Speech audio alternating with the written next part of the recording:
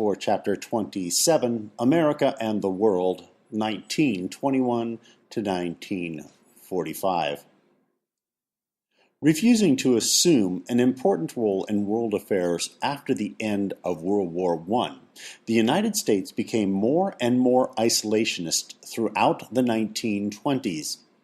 In the 1930s, as conflict brewed in Europe and Asia, the United States' commitment to isolationism grew deeper until 1941, when Nazism and Japanese imperialism forced a foreign policy reversal and entrance into the Second World War.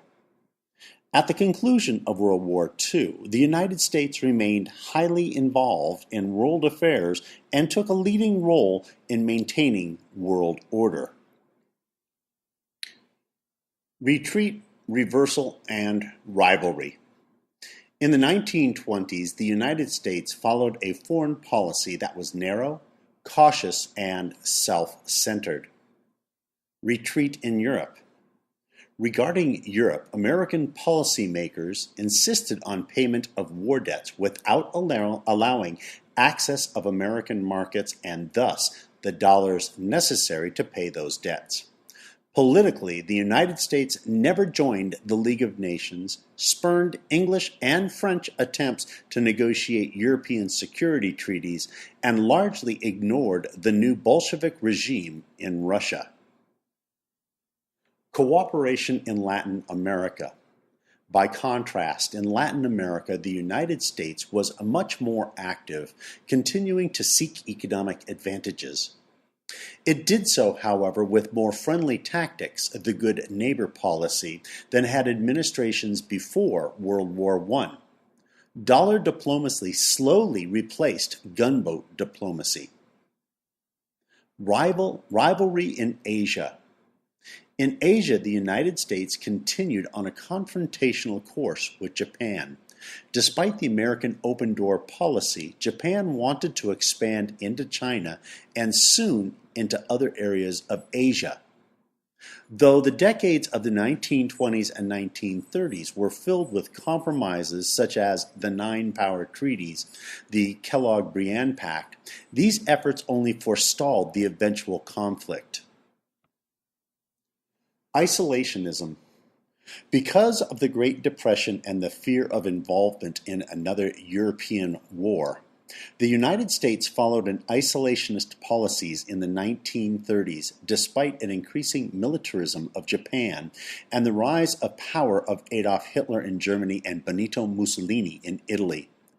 In 1937, when these three powers allied themselves as the Axis powers, thereby posing a threat not only to Europe but to the entire world, the United States continued its isolationist policies until it was almost too late.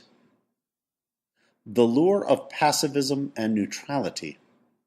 Looking back at World War I as a meaningless effort, many Americans sought security in pacifism and legal neutrality. They wanted a way to ensure that the United States would not be drawn into another European conflict. Young people especially wanted to avoid war as peace movements swept across college campuses. After a Senate investigation into unsavory business policies and practices in the munitions industries, a series of neutrality laws were passed that tried to limit the ways that Americans could be drawn into a conflict. Though publicly committed to neutrality, Roosevelt tried to limit the nation's retreat into isolationism. War in Europe. Events in Europe made American neutrality increasingly unrealistic and difficult to maintain, making the Neutrality Acts harder to support. The road to war. From 1939 to 1941, the United States moved ever closer to war as the nation's sympathy and support went to England and France. From neutrality to undeclared war. As the war worsened in Europe, President Roosevelt pushed the country closer to participation. He clearly favored the Ally cause and convinced Congress to relax the strict neutrality acts in order to aid the British. After the successes of the German Blitzkrieg put England at risk, Roosevelt asked for a peacetime draft and began the Lend-Lease program to get war supplies to the British. Although there was some opposition to Roosevelt's actions, the American populace became more and more convinced of the need for some kind of intervention. This stance only intensified as Germany and the United States engaged in an undeclared naval war. Showdown in the Pacific. While war raged in Europe, Japan continued to expand in Asia, especially into the British and French colonies. When the United States responded with an economic sanction, Japan sent diplomats to Washington to discuss peace proposals. At the same time, they readied for a surprise attack on Pearl Harbor, plunging the United States into war. Turning the tide against the Axis. In both Europe and Asia, the early days of the war were discouraging for the Americans. It took 2 years for the Allies to halt the advance of the Axis powers. They then faced the daunting task of driving them back and liberating the conquered territories. Wartime partnerships. Most importantly, the alliance of the United States and Britain was a genuine coalition with unified command and strategy. Relations with other members of the United Nations coalition was more strained.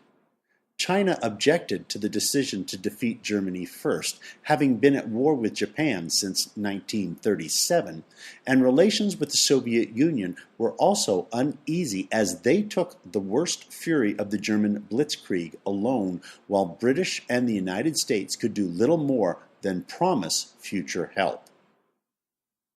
Halting the German Blitz. The United States and Britain invaded first North Africa and then Italy, while the Soviet Union stopped the Germans at Stalingrad. Checking Japan in the Pacific. In Asia, the United States Navy gained control of the Central Pacific by July of 1942. The home front. The war wrought vast changes in American society and ended the decade of depression. The need for war materials was met by American industries working at full capacity. Women and minorities moved into jobs previously closed to them as men went off to war. The nation's economic recovery led to FDR's re-election for a fourth term in 1940. The arsenal of democracy. Though American soldiers were certainly important to the Allied victory, American industry was the single most important contribution of the nations to the war effort. The rapid increase in production led to many problems, including shortage of critical materials like aluminum, steel, and copper. In 1942, the War Production Board was formed to answer such complex logistical concerns. One result of wartime economic expansion was increased incomes for both workers and farmers. A nation on the move. The war motivated millions to migrate, young men to training camps and then overseas, and defense workers to booming industrial cities.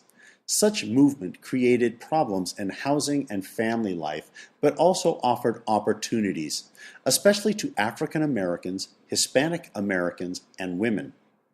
Though African Americans experienced some social and economic gains, their progress was limited by continued and even inflamed racial prejudices. The internment camps of Japanese Americans into concentration camps was another sad counterpoint to the economic progress of the war years.